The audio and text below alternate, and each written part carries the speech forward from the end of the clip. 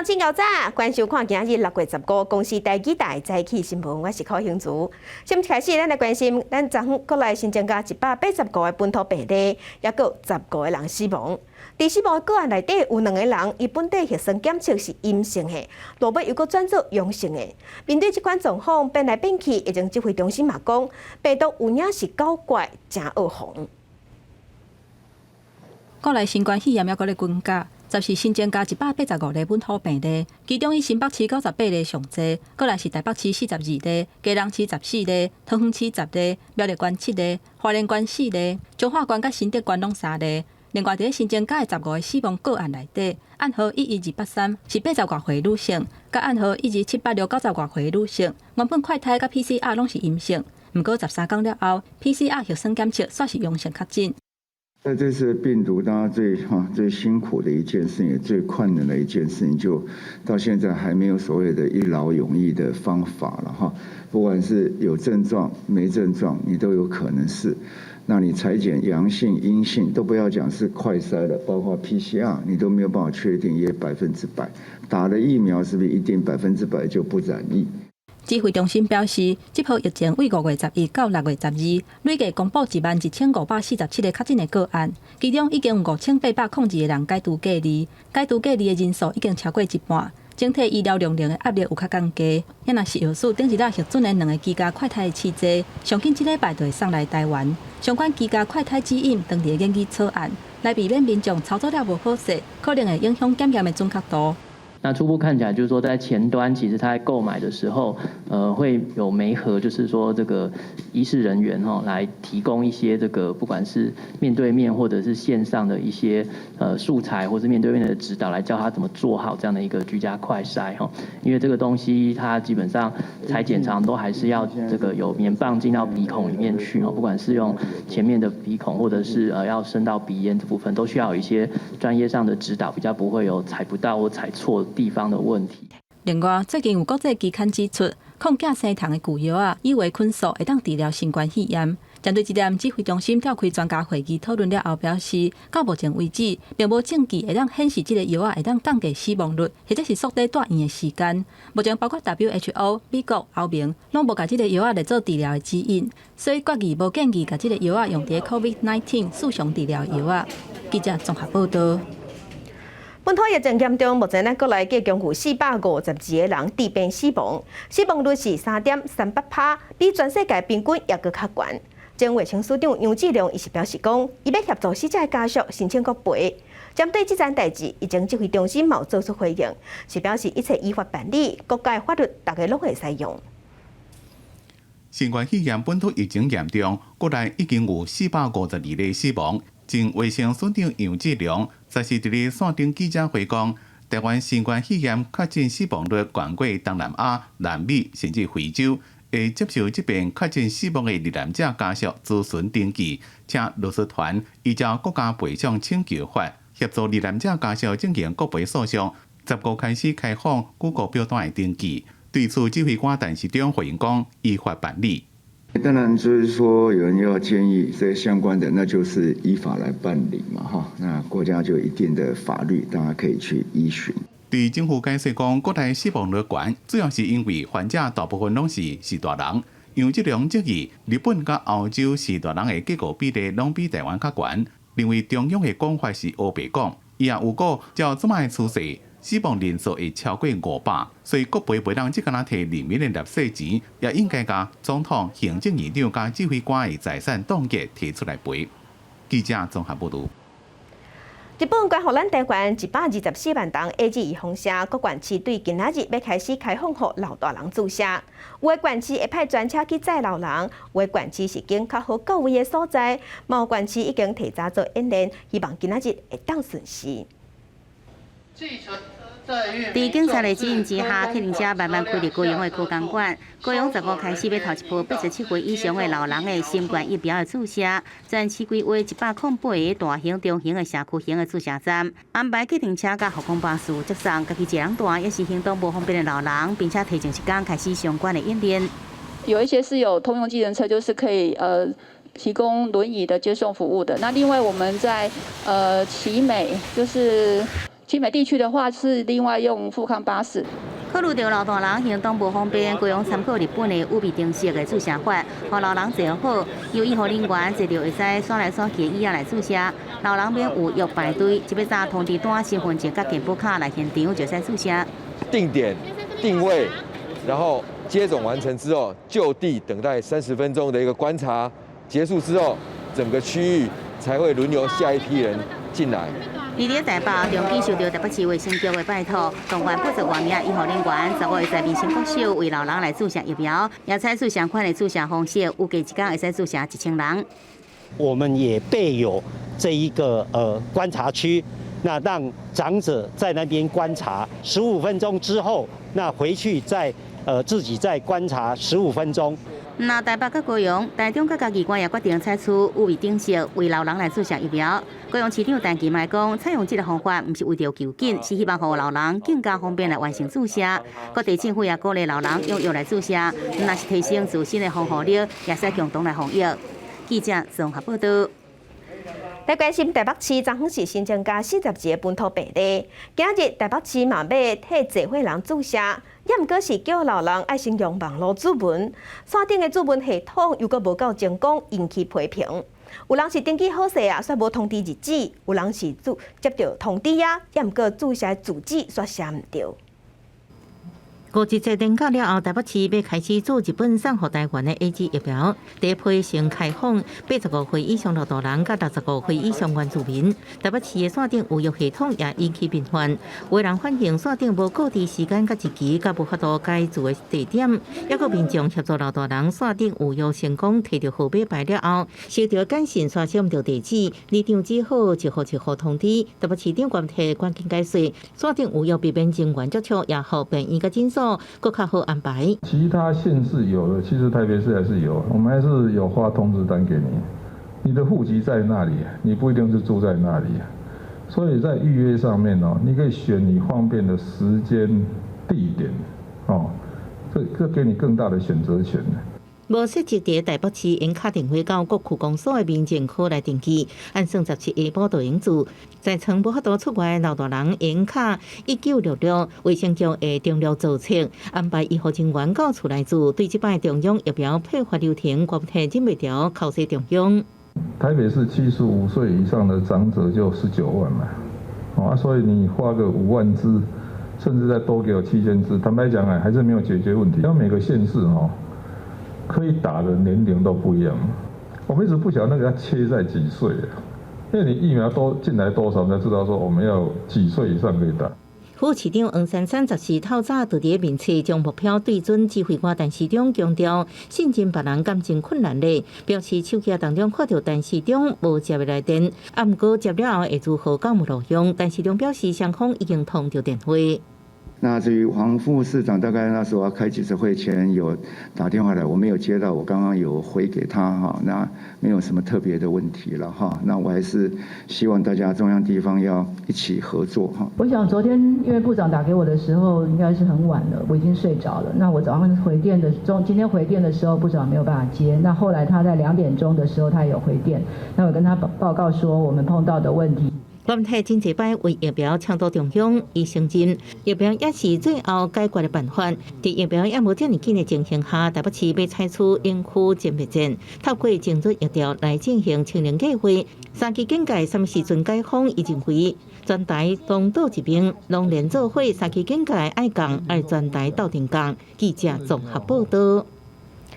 来关心昨昏新北市是新增加98个本土病例，市长侯友宜是继续呼吁住伫高风险地区的民众爱赶紧出来做快筛。另外，对今仔日开始，新北市嘛要开放85岁以上户口伫新北市的时段会使注意风险。若户口无伫新北市的，嘛会使住，也毋过爱等新北市政府安排。双北地区3级警戒就要满1个月，10是新北市新增加本土病例98例，也是全台湾上济。新北市长侯友宜讲，较近的个案分布伫12个行政区，也若邦桥、中和、三重埔、新庄等等的所在，较近人数拢有大大咧降低。不过部分地区也是真严重，呼吁民众爱出来做体检。士林从一开始第19周、20周、21、22到23，都30几个确诊个案，很可惜，到现在为止。我们还没有找到确诊的无症状个案。我们希望士林朋友，今天、明天都还有士林的机动站在这个地方，民众可以去踊跃筛检。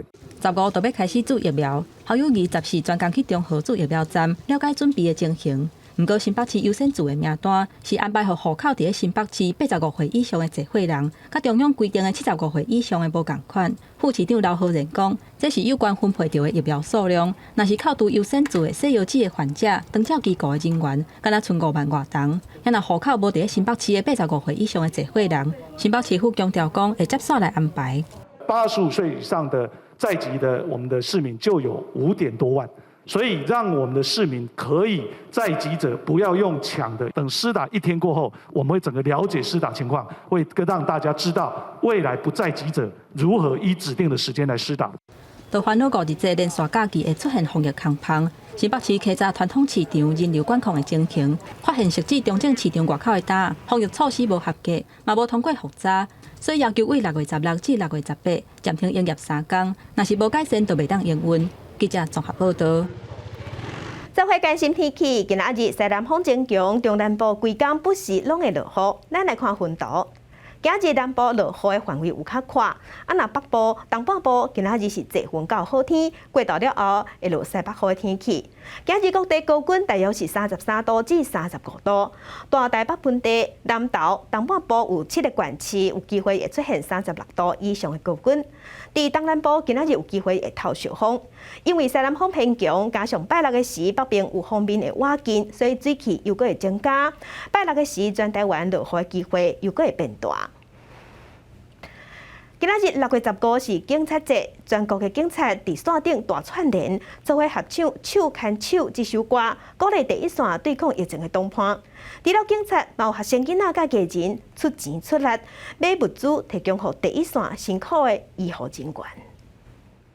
手牵手破败病毒，郑州平顶头还有一个彩色的盾牌。伫新北市读小学甲高中的一对姓吴的兄妹仔，甲平常时父母予因的所费甲红包欠来，请出来人买1万的面纱，希望能帮助第一线的医护人员。市长代表所有市民，谢谢你这一份的爱心。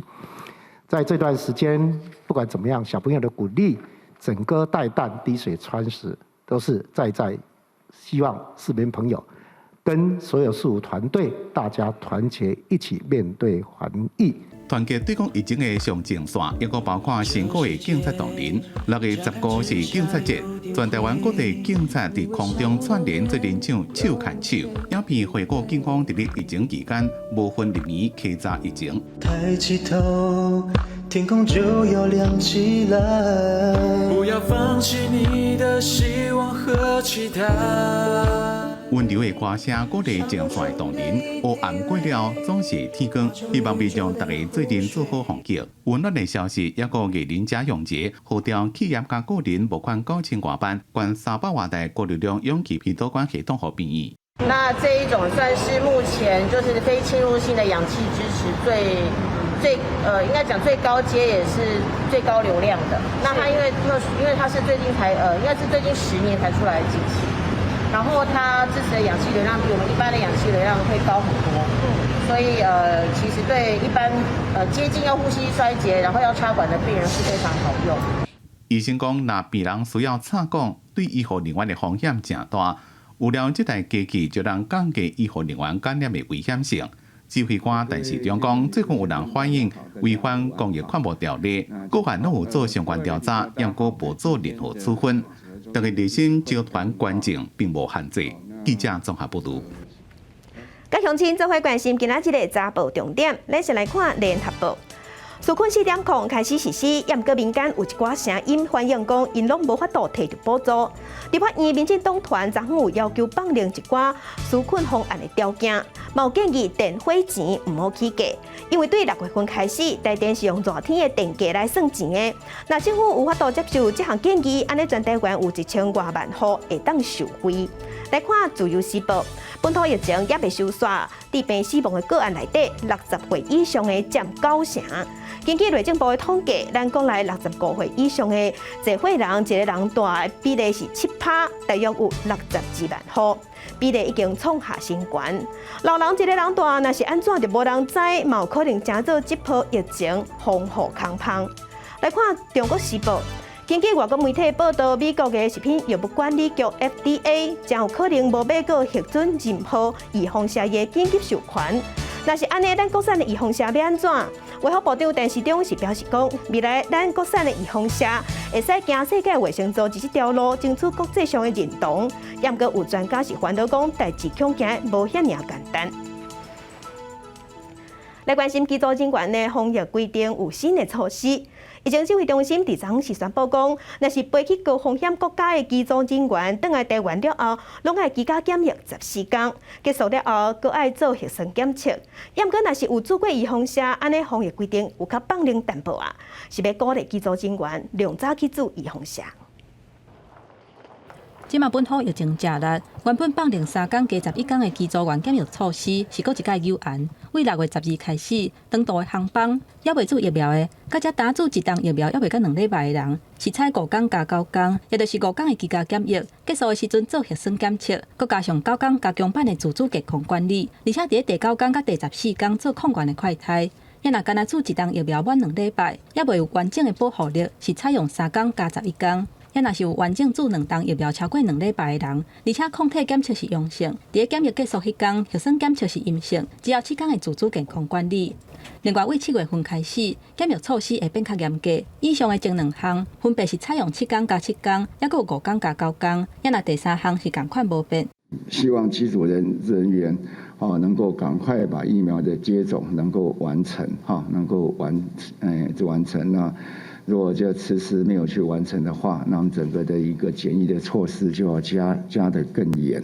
另外，飞底道航班的机组员，为6月12开始，无完整做2档疫苗达到2礼拜，也有抗体检测阴性的人，是采14天自主健康管理，嘛爱每14天做核酸检测。也若有完整做2档疫苗满2礼拜的人，抗体检测是阳性，就要自我健康检测，加上每14天的核酸检测。也若为7月份开始，会依持同款的措施。另外，机组员关心讲，指挥中心敢会开放机组员去外国做疫苗，敢有相关的规定？也不是说我们要禁止或开放嘛因为现在在国外，大家是很多地方都有这种比较快速简便的方法。我们讲过，是有时候有人坐飞机去啦，到一些地方去，这都不是在我们的禁止之列了打疫苗也是他自己的一个权益嘛。希望说，至少这个是疫苗的这一个剂量方面，应该要给我们确保是我们是可以达得到。也希望指挥中心在这个部分能够把这个详细的规范说清楚，不然的话，我们想要遵从的这样子这个内容是比较模糊不清的。工会讲，有外籍技师伫留职停薪的期间，登去因国家做完2档的疫苗，复职了后希望会当国飞。不过指挥中心以无法度确定是真是假做理由，所以无处理。互机组员是感觉真无奈。针对这点，指挥中心的副指挥官陈宗安回应讲，机组员目前拢配合国内伫做疫苗。记者综合报道。来关心目前全世界新型冠状病毒肺炎的疫情，也搁咧传。即马伫全世界确定病例是超过1.7亿万例，死亡人数有381万人。咱来看上新的统计。咱台湾昨昏有新增加185例，目前咱台湾是13106例。中国的病例有91000多例，香港超过11000例，伫日本是超过77万例。目前伫全世界病例数上侪国家前3名是美国、印度甲巴西。美国已经超过3430万例，印度是超过2950万例，巴西超过1740万例。欧洲的国家英国超过458万例，伫法国是超过580万例。来关心疫情的变化真紧，英国原本是讲6月1日要全面解除封锁，也毋过英国最近因为印度的 Delta 变种病毒高传，所以确定病例伫头咧增加。英国首相强森已经宣布讲，全面解除封锁要慢车实施。英国要全面解封可能也怪等一日。英国首相强生宣布，将原本按算第4阶段6月21日解封日期延到7月19，也就是夜店依然袂当营业。若结婚请人客袂用超过30个人。英国目前有到2/3的人已经做过1档有风险，有要到一半做过2档。这个月初日第一遍出现单日零死亡的记录，不过最近确诊比例佫增加。过去1礼拜平均的确诊数比前1礼拜悬要到5成，礼拜一天新增加7490例，其中9成感染 Delta 印度变种病毒。What we're trying to do now, by this delay, is to reduce the current surge. At the end of that period by July the 19th. We do think that we will have built up a very considerable wall of immunity around the whole of the population. 英格兰公共卫生部门的上新研究报告讲，42位感染 Delta 变异株死亡的英国人内面，有29%已经做过2档有风险。所以科学家担心疫苗预防 Delta 变异病毒株的效果，是不是让英国出现第3波疫情？来看巴西，巴西是美国甲印度以外全世界疫情第3严重的国家。总统波索纳罗去年也确诊，也不过伊拜六参加圣保罗奥多拜大会师活动时阵，有玩外矿实验。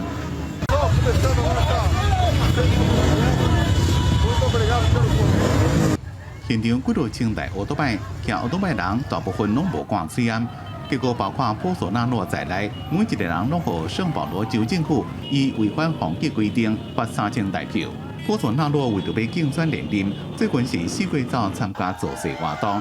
根据统计，巴西这个礼拜新增加78700例确诊，2037人死亡，总共的确诊已经超过1700万例，48万外人死亡。公司新闻综合报道。来关心美国的生技公司 Novavax 表示，因研发的预防射第3期的临床试验发现保护力超过9成，而且伫对抗一寡变种病毒嘛真有效，保护力更较悬，有9成3。美国的生技公司诺瓦瓦克斯讲，目前针对新冠病毒所研发的疫苗，伫美国、墨西哥正经有3万位受测者参加的第3期临床试验，显示疫苗是安全，防护率是90.4%。We had 90% efficacy, which is very high, particularly at a time when there are many variants circulating. In fact, mostly variants circulating during the trial. 这种疫苗是用2倍剂次单位技术，伫咧对抗某一款变种病毒的防护率超过93%。这种技术用纯化过病毒2倍剂组织来刺激免疫的反应，甲巴列绍配抓疫苗制作方法同款。同时也发现，英国的 B.1.1 变种病毒是美国上定常看到的变种病毒，因也对巴西、南非甲印度的变种病毒做实验。Importantly, we measure vaccine efficacy and measure those who got illness. And they either had mild, moderate, or severe. And it turns out we had no moderate and no severe cases of COVID in our vaccine trials. 诺瓦瓦克斯计划伫咧今年第3季提交报告，向美国食品药物管理局 FDA 申请紧急授权。另外也打算2021年第3季结束进程，美国嘅生产1亿剂，也设目标，希望2021年第4季会当一个月生产1亿5千万剂。公司新闻吴伟玲编辑。瑞士伫6月13举行全国性的公投，其中有2项公投甲环境议题有关系，亲像是提案全面要禁止使用人造农药，抑个要扣汽车燃料税甲机票税，严格尾啊，这2项公投拢无过关。架仔顶有摆真侪真鲜的菜色果子，互消费者来买。受到疫情的冲击，真侪人拢会伫咧厝内底煮三顿。不过最近伫咧瑞士有一场会影响到桌顶食食的辩论，有民众发起联署，要求当地爱禁止使用农药，佫成为公投的提案。Ça endommage la santé des gens, ça endommage les sols. Et puis si on se projette à 20-30 ans, je pense qu'il faut vraiment penser à la préservation et de la santé de la population et à la qualité des sols. 提案人认为，使用农药会伤害人的健康，甚至是破坏环境，所以呼吁政府应该立法，伫10年内全面禁止使用。不过，这嘛，互农药制造商佮有农民来反对。因认为，所有农药佮杀虫剂拢有经过严格的试验，若是全面禁止使用，农作物的产量会大量减少，进一步来冲击畜牧业。our production would go rapidly down. We won't have any Swiss chicken meat. We won't have any Swiss pig meat, and the result would be there would be much more import. 6月13日公投结果出来，禁止使用农药的提案并无通过。同时间，另外一项甲环境相关的公投案，嘛以真少的差距，互民众否决。随时政府推出利用化碳减排新法，会针对产生碳排放的经济活动加收特别税，亲像汽车燃料税，搁有机票税。不过反对方认为，新法通过会增加企业的成本，而且甲其他国家比较，瑞士的碳排放敢若占全球的0.1%。民众最后反对政府利用加税来面对气候的变迁，这个结果嘛，互瑞士是毋是会当伫个2030年达到减碳的目标增加变数。公司新闻王碧文编译。今日国际上还有啥物大代志？甲乡亲咱做伙来看世界。北大西洋公约组织昨昏召开高峰会，伫会后的联合公报内底有讲，中国已经造成国际上系统性的挑战，所以应该加强对抗中国的威胁。来关心菲律宾的南部，昨暗发生规模5.7的浅层地震，深度敢若是10公里尔。地方政府嘛警告讲，还有地动尾爱洗钱。来关心日本的反对党今仔日要伫国会提出对首相菅义伟无信任的议案。菅义伟是表示讲，伊无排除要解散国会，嘛强调伊一定会做好防疫。镜头搁倒来咱国内，咱来关心咱国内的三级警戒已经有关超过1月日，囡仔即马踮伫厝内上课，一寡大人踮伫厝内上班，水钱、电火钱开销拢增加袂少。台电是对6月份开始已经改用热天的电火钱来算钱，所以会较贵。民进党团伫昨昏有召开记者会，希望台电伫疫情期间先慢车实施。伫防疫期间，真侪民众拢伫咧厝内上班上课，较少出门。伫这段期间的水电网络用量增加，不过6月开始是热天的电贵，对照民众伫咧厝内时间来计算，开销一定会增加。对于民生住宅的用电，6月份不实施所谓的下月电价，那将近会有1000万户的民众能够受到这样的一个照顾。那去年的做法是营收减少15%以上，就会有相关的打折。如果以服务业跟农业作为主要的一个电费打折的对象的话，那将近会有75万户。立委要求台电伫咧6月取消热天的电价。在此同时，也该放领劳工纾困的申请标准。行政院针对呢，这个部分工时的受雇劳工，他们比较弱势的这一块呢，在不同重复领取其他性质相同的这个补贴的情况底下呢，要制定相关的政策，要把它纳入纾困。伫10月开始申请的劳工纾困贷款，也有50万个，和108年或者是109年。综合所得税伫咧50万以下民众申请，也都上悬10万，贷款期限是3年，开放365间银行办理。点选申请流程。为了要避免民众伫咧申请时阵人伤侪关注，所以劳动部鼓励民众伫咧线顶申办，也制作影片讲解流程。除此以外，10月开始，也个人请领囡仔家庭防疫津贴，只要厝内有小学加小学以下囡仔，或者是国中、高中。5专前3年的身心障碍学生，敢互恁就当使用金融卡、甲囡仔的健保卡上网申请，或者是经由 ATM 领取，一个囡仔1万块。希望伫咧疫情困难的这个时阵，会当提供民众更加侪保障。记者综合报道。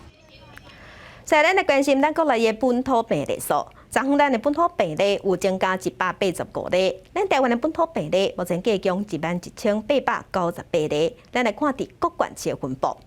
目前咱台湾的病例数超过3000例以上的县市，包括新北市有5733例，台北市是3976例，超过100例以上的县市，桃园有584例，苗栗是427例，基隆263例，彰化是253例，伫台中有179例。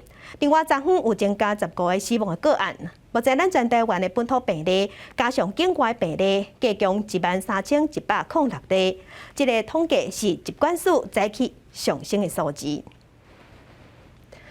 基隆昨昏有新增加14例，包括内底嘉顿君主感染，也有护理之家的君主感染。另外，伫仁爱市场嘛有加一个店头家确诊。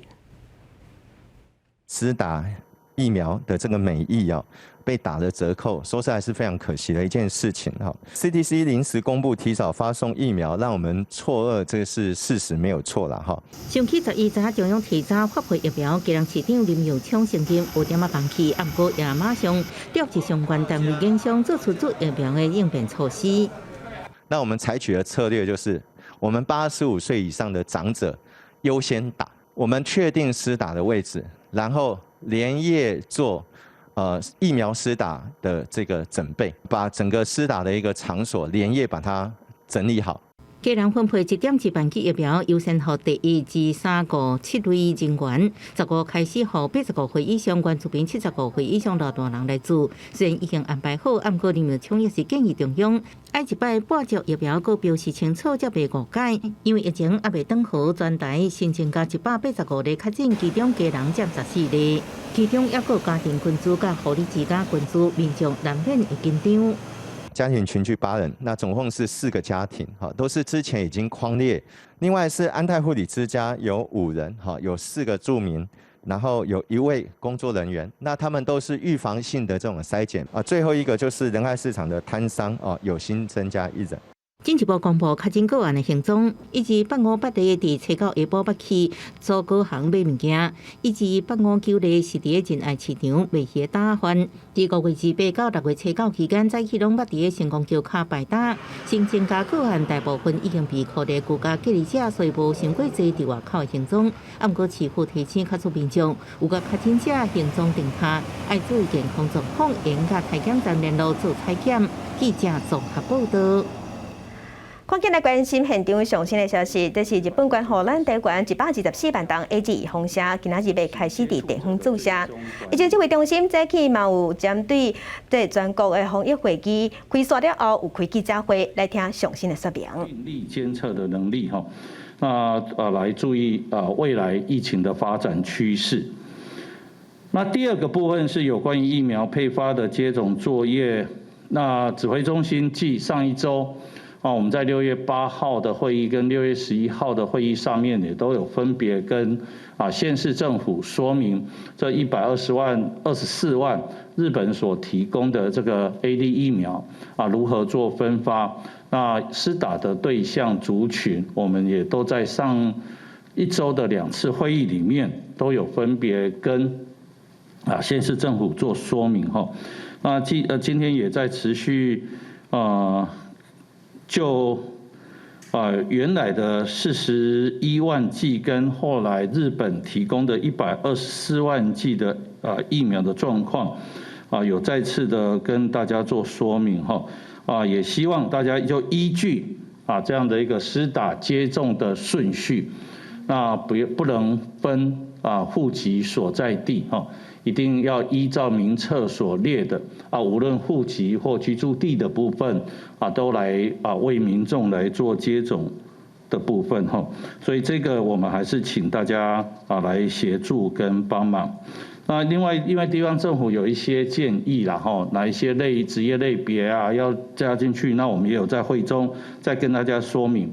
那以现阶段我们的疫苗的数量，那还是请地方政府要审慎的去考量哪些人员是从事第一线防疫工作的，那哪一些要列在第7类那这个部分呢指挥中心在跟各部会跟各机关目前正在盘点那实际从事第一线防疫工作的人员呢，能请地方政府一定要审慎的去做一个评估，然后依照这个建议来纳入另外有提醒疫苗，因为有些地方政府可能做的服务比较完整也周到包括可能离岛的县市会到道宅服务这样的一个接种的作业那我们有特别提醒，一定要留意疫苗保存的条件，那避免晃动，那一定要在保存在2到8度的状况。那一瓶开瓶之后，一定要在6小时内来完成。那也请他们一定要预先做好适当的人员的安排，因为一瓶开下去之后，那施打的部分至少要安排10个人次一起来做接种所以这个也跟地方政府来做说明。另外还是有地方政府在持续反映有关于留学生的部分。那我们也跟县市政府说明，现在国内的疫苗能以我们现在整个社区防疫所需来做处理哈，所以这个在整个留学生的部分，我们在这个阶段能暂未去做考量哈，我们还是以能如何来建构台湾社区防疫的这个量能来做思考哈。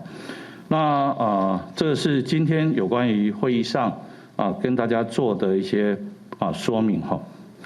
另外，我也借这个机会跟大家报告一下啦哈，因为我们观察最近从台湾出境到中国各个航点的人数，其实我们的观察并没有特别的增加哈。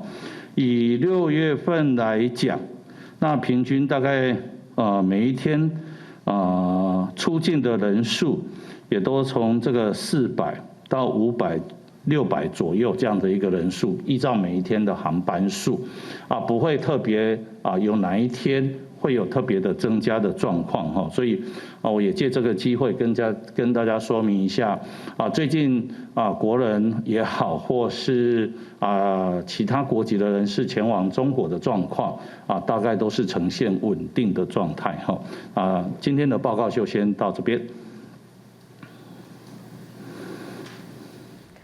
头先听到的是疫情指挥中心早起上新的记者会内容。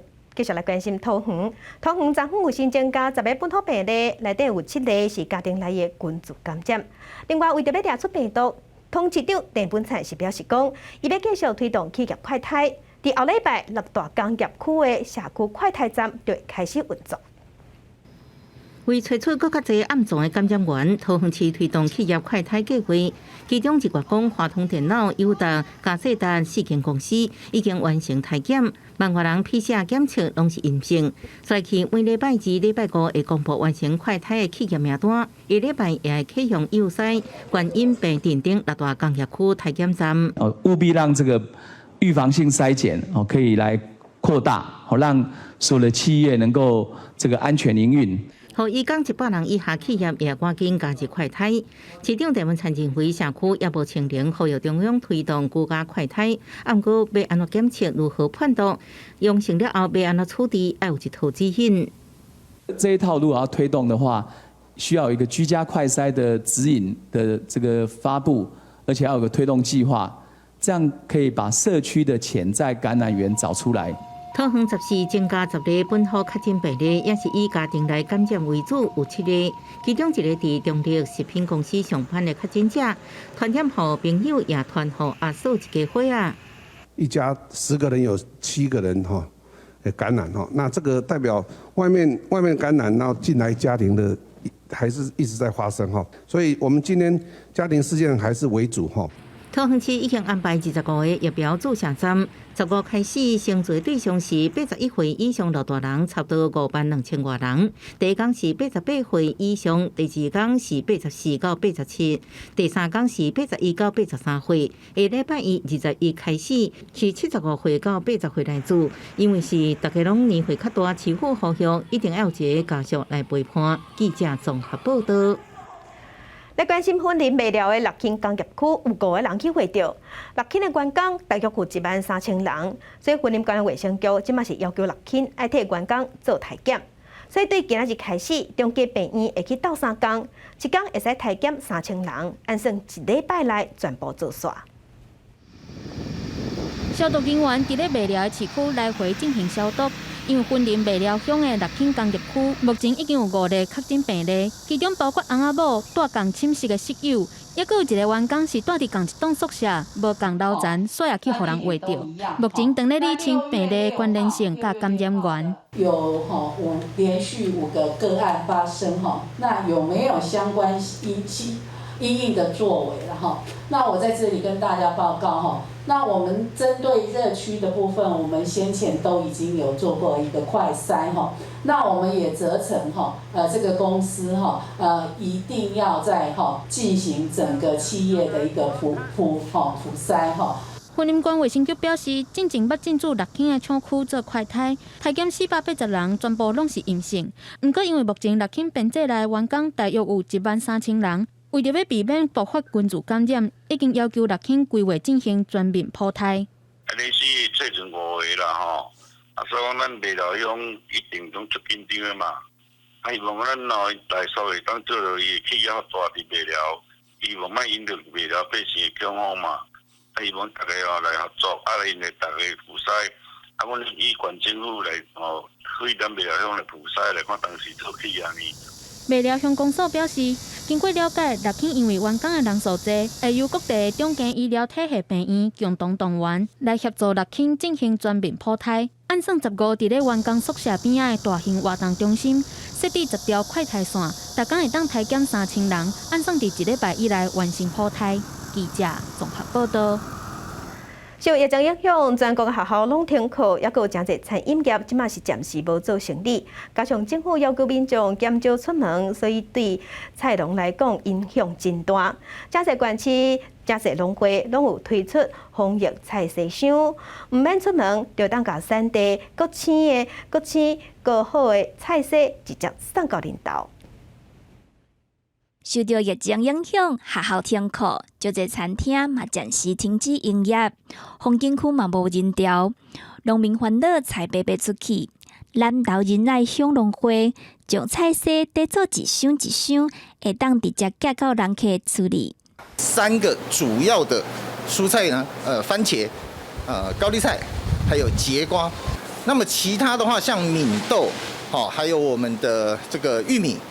好，然后丑豆啦，好，其他叶菜类的部分，因为它供货源会比较不稳定，所以我们就是采取随机搭配的方式。网路的，宅配的，我们只能做这种另类的方式的销售，因为没有客人，客人也不出门，我们只能用宅配的方式去销售我们的农产品。为了帮助农民会当降低疫情所带来的冲击，农会向农民收菜色甲果子，透过网络甲社群平台推销产地直销。我们为了方便都会区能够顺利的采购到新鲜的蔬菜了，直销的方式，而且在价格上面也会优惠。那最重要的是又能够扶植我们原住民地区部落的族人，维持他的生计。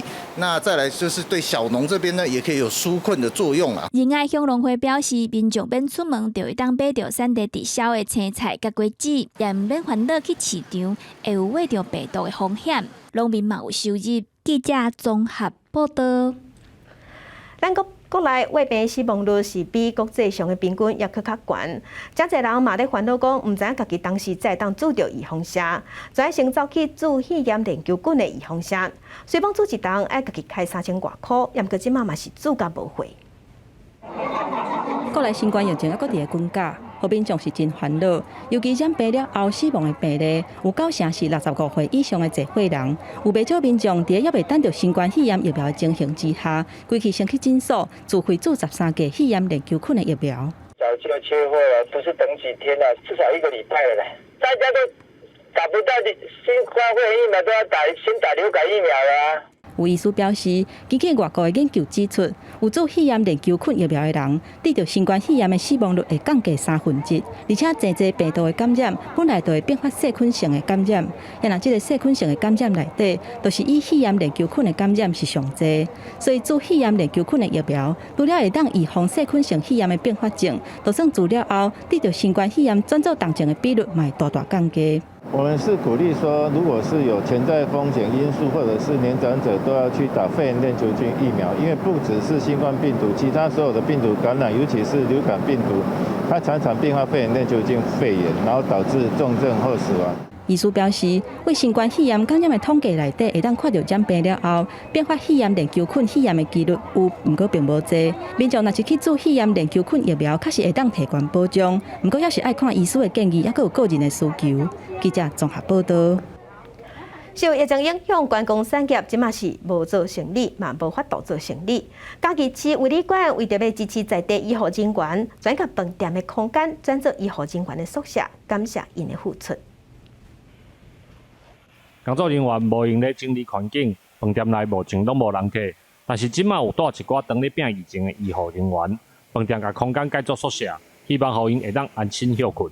我觉得这个是帮助真的非常大，因为像我家中有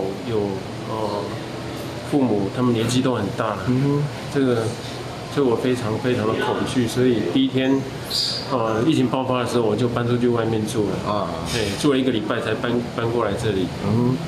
为着要互医护人员带了安心，饭店阁新采购专业的消毒设备，重新安排使用空间，毋但减少医护人员甲工作人员的接触，嘛互因休困的时阵较袂去受到影响。饭店表示，已经开始到单大过医护人员都超过50位。我本身是基督徒，对，那我觉得信仰让我有更深的一个体会，所以我们觉得想要做这件事情，所以也获得我们公司大多数的伙伴们的一个支持，所以我们就来做这一个所谓的医护宿舍。业者表示，饭店转做医护人员的宿舍，毋但会当维持员工的生活，而且阁会当支持在地医护人员。希望伫这段时间会当减轻医护人员的压力，互因继续守护大家的健康。记者林慧婷家己报道。在镜头来国外，伫美国已经注意风声，说美国纽约的健身房即马重新开放，真侪民众关伤久啊，关伫厝内直遮拢无咧点动，就爱笑讲伊嘛去点着新型冠状大口病毒。美国有一项调查，就讲有4成的美国人伫防疫期间拢变大口啊，而且平均是加13公斤。先开合跳，这个人是叶浩玲，31岁美当保姆，真久无流汗。The pandemic really halted that, and we literally no activity. I was sitting at home. I gained weight, I think like 15, 20 pounds. They call it the Corona weight. 住伫纽约的美当保姆，过去1年因为疫情，本来运动习惯拢停落来，肥9公斤，而且变大口的人也真多。根据美国心理协会一项调查，疫情期间，42趴美国成年人体重增加，平均加29磅，大约是13公斤。这么疫情有较稳定，真多人甲美当保姆共款赶紧来当一日。So we've noticed a lot more people coming in, because obviously we've mentioned before that people have gained weight, and they now with the summer coming. 虽然想要伫咧热天进行减肥，不过因为过去1年疫情，互人心情加真歹，所以来健身咧，亲像美当保姆共款，拢是核心减重的想法，无直咧计较偌久要减几斤。It's normal and natural for people's weight to fluctuate, especially going through something as stressful as what we just went through. So I just tell them it's okay, you know, and that's why you came to us, and we're here. We're going to help you. We have a nutrition program as well as our strength training program to help them. 全国也支持这种核心减重。讲伫疫情期间，大家身体心情拢受影响，而即嘛也未完全行出疫情的影响，心理的状况也是真脆弱。伊呼吁想要减肥的民众，唔免挑工食少，也唔免互家己压力。运动主要是要健康，豆豆来就好。公司新闻齐婉玲编译。镜头来克罗埃西亚，伫克罗埃西亚北部一个小镇，人口流失得真厉害。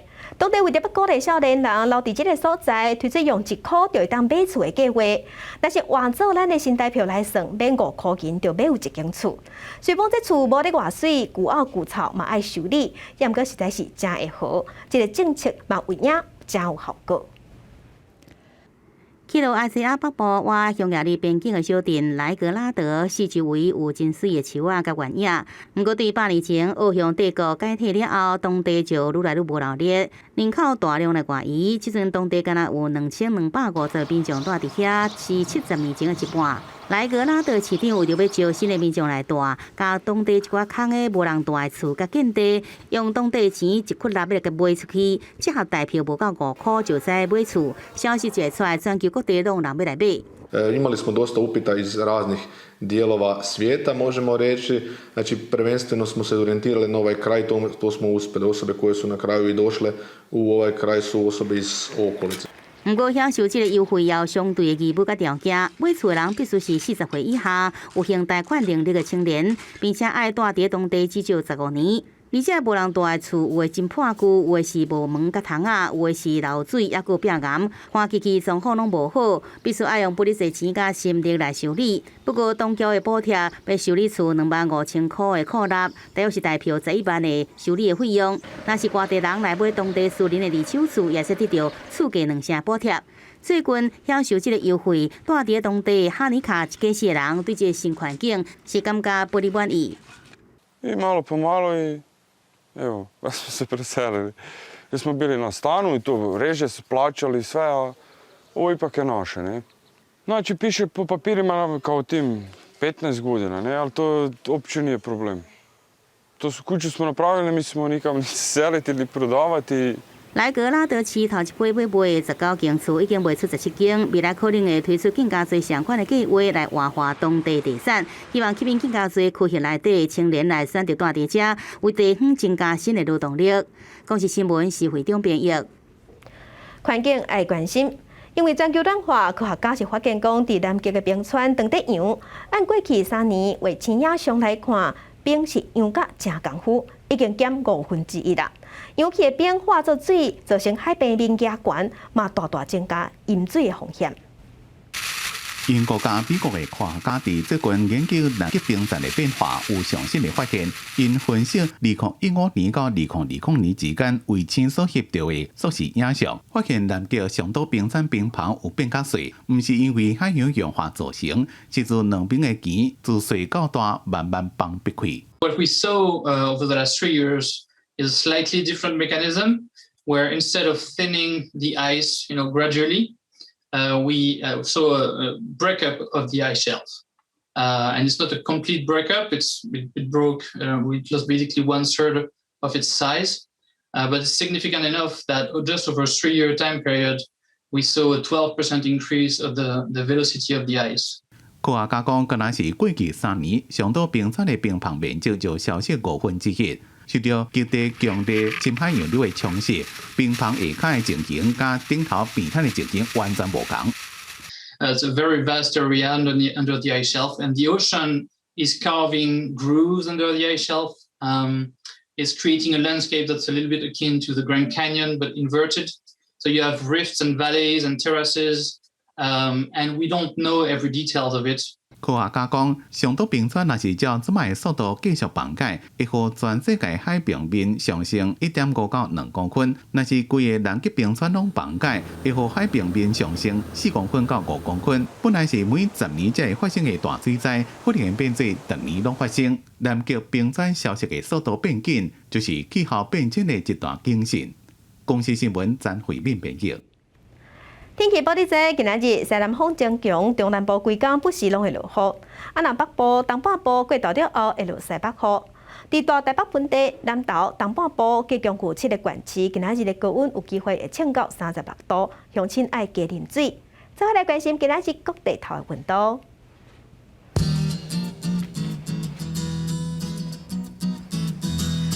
北部的温度上低26度，上悬36度。中部温度上低26度，上悬34度；南部温度上低26度，上悬33度；东部温度上低25度，上悬33度；外岛的温度是26度至31度。感谢乡亲收看今仔日的公视台记台早起新闻，我是柯兴珠，祝乡亲平安顺心，明仔早起9点咱再会。